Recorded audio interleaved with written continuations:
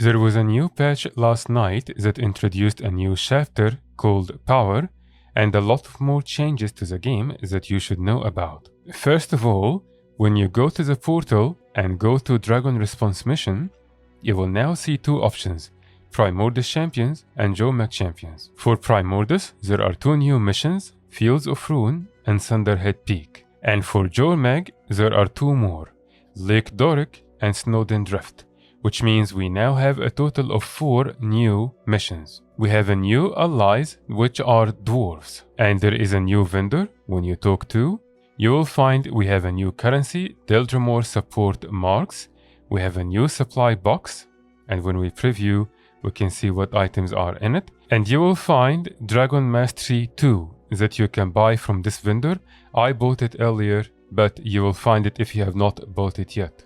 This will unlock a new mastery, which is Great Champion. This mastery will do 3 things. You get increased stats when you have a faction helping you during Dragon Response missions, which is basically almost all the time. And I am personally not sure, but it seems like that increase only applies to your health. However, I may be mistaken, and if you noticed this, please let me know in the comments below. It will also enable you to do conditions with your critical hits based on which boon do you have. So when you have Essence of the Deep Flame, you will apply Burning with your critical hits. And you will notice that my staff auto attack does not apply Burning. Yet when I use it on the mob and I auto attack, I will apply Burning. There is an internal cooldown for this, but I'm not sure how long is it.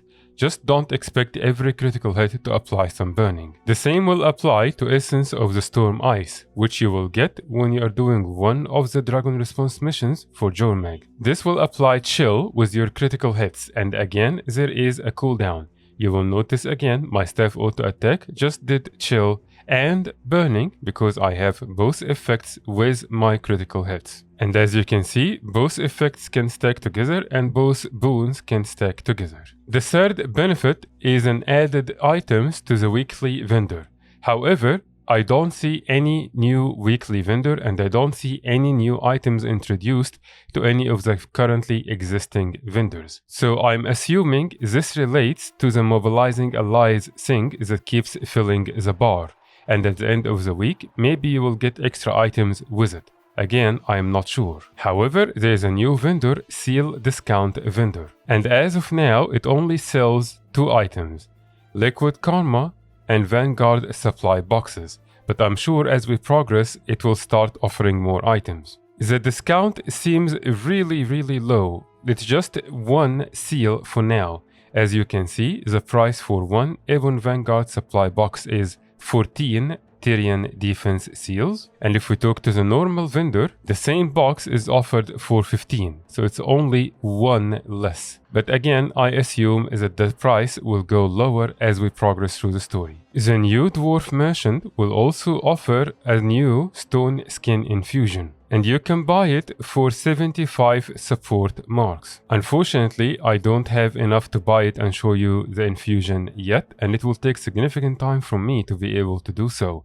And I wanted you to know the changes as soon as possible. So I apologize, I will not be able to show you the skin itself. There are several changes done to the missions themselves. The side quests are now not bound by the timer. Whenever you finish all 3 of them, you can progress to the next part automatically. And if you go out of the boundaries of the map, it will not kick you out of the instance anymore. As you can see, it just teleports you back to where you should be. And if the original owner of the instance and the one who started it leaves, you will no longer be automatically kicked out. On top of that, the scaling now works in a better way, and it will adjust to your party size, and you will notice that the health for all bosses and mobs in all different missions will be relatively the same. Previously, you may have noticed that the one, for example, in Metrica province was easier to deal with than, say, Gindaran Fields. But now, you shouldn't feel that much difference. The next change is for Spirit Shards, and this can be used to buy many useful items that are used in high-end content. You will no longer get Spirit Shards from the champion bags, but you will still get them from all the other sources. And if you don't know what are Spirit Shards or what those sources are or how exactly to use them for what, I have a detailed guide for that, and I will leave its link in the description and comments. This shouldn't be too huge of an impact because the other sources are still plenty. It just means that they are going to be a little less than what you are used to. One of the most important changes, there used to be some stats that were only account bound and you have to get them through crafting or other sources, but they are now tradable. I'm talking about stuff like Minstrel and Trailblazer, for example, which are very valuable and used in so many builds, and they are in high demand. As you can see, because this is very new, the market is still very unstable. There is not that many items, like for example, there is literally only one boot that is currently being sold, and you will see that the prices are relatively high. But as we go, you will find more items available, and most likely the prices will drop down just a little. This is a good change because you can now immediately buy any gear you want for your build that was previously much harder to get even if you had enough gold. I will leave all the stats that are now available on the trading post in the description. The same applies to some food that used to be account bound and is now tradable, and you can buy and sell it on the trading post. And also for utilities. So things for example like the Crusader utilities used to be account bound, but are now tradable and you can buy and sell. Again, this is a very good change because those items used to be only account bound, which made them a little harder to get. And the jewel that you need to craft diviner stuff is also now tradable. And there is also now a rare chance to get them from the Draggle crystal nodes, which you can find in Thunderhead Peaks map. But again, this is a rare chance, not guaranteed. And you will now have a chance to get Maguma lilies when you are gathering jungle plants. But of course, this chance is still rare, it's just a little higher now. But this means that Maguma lilies will now start dropping in price. Like I remember last night when I was checking the prices, they were about 5 gold. But today, as you can see, they are much cheaper, which again is a very welcome change. Celestial insignias and inscriptions will now need only 2 charged quartz crystals instead of 5, which will make crafting celestial gear much easier.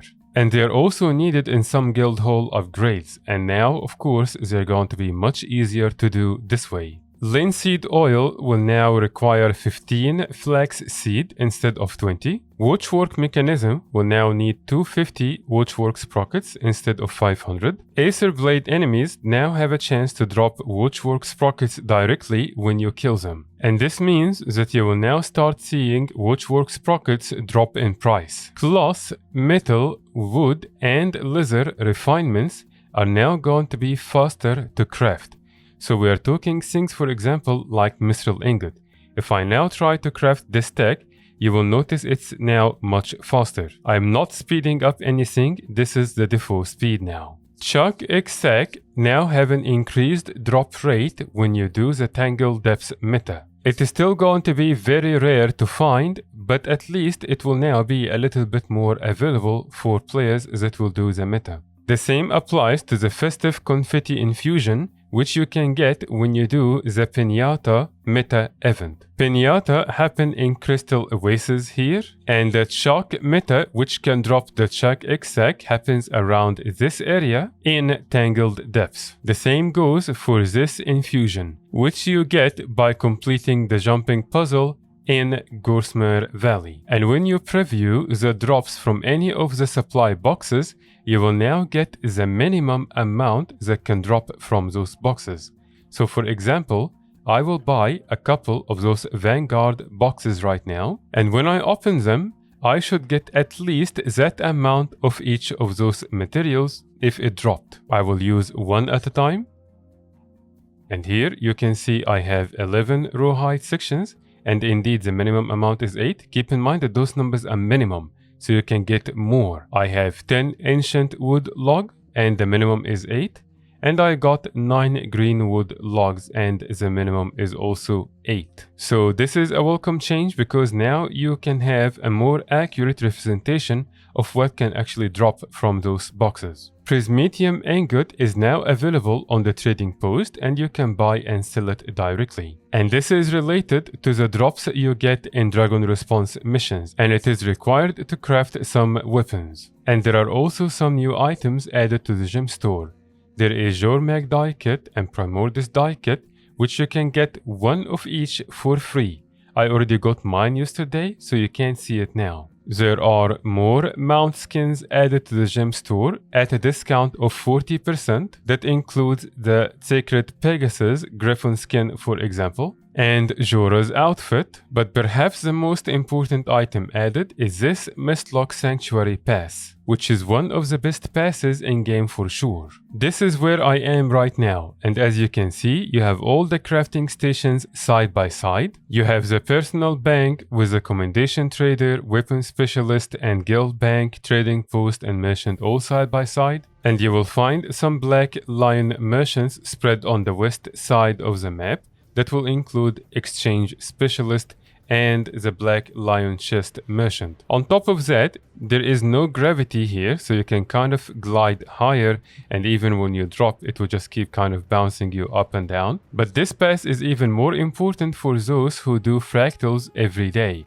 because you have all the fractal merchants side by side here at the end, and you even have the fractal portal. And as you can see, there's also the Mystic Forge and Laurel Vendor. So I would highly recommend getting this pass. It is extremely useful. We did a Twitch live stream for all the changes and all the new Dragon Response missions that we did yesterday. And based on the votes I have gotten so far when I asked if you want to see that video, I'm going to post it tonight or tomorrow. And you will see for yourself firsthand my experience with those Dragon Response missions, doing them for the first time. And of course, talking about all the other changes related to the patch. Don't forget to subscribe and enable the notifications to see that video when I post it later. And of course, much more content to come in the future. Thank you very much for watching, and I will see you next time.